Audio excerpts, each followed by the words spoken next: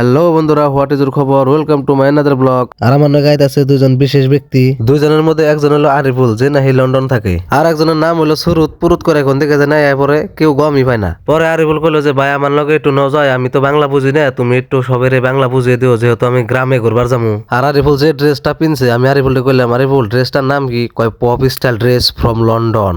আমি খালি মনে মনে ভাবতাছি, একবার মুম্বাই থেকে আই ওর যে অবস্থা হয়েছে, আর এবার তো লন্ডন থেকে আইছে, এবার যে কি হবো।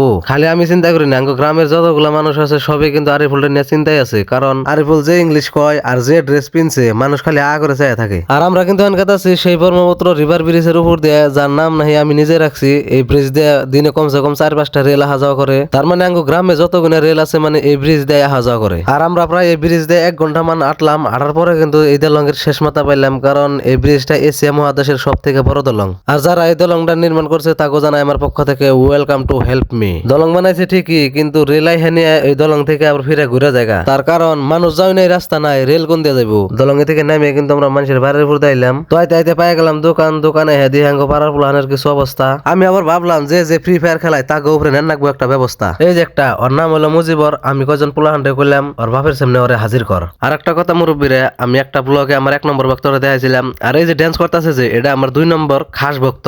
আমরা এইজন্য শুটিং করবো নিগা, শুটিং করা হলো গেলে বাপরে ফ্রি ফায়ারে ব্যস্ত। আমি এত বড় মানুষ যে নাইছি, মানে চোখেই পারতেছে না। তো ভিডিওটা শুধু মনোরঞ্জন দেওয়ার জন্য বানাইছি। মুরব্বীরা সবাই থাকেন, ধন্যবাদ।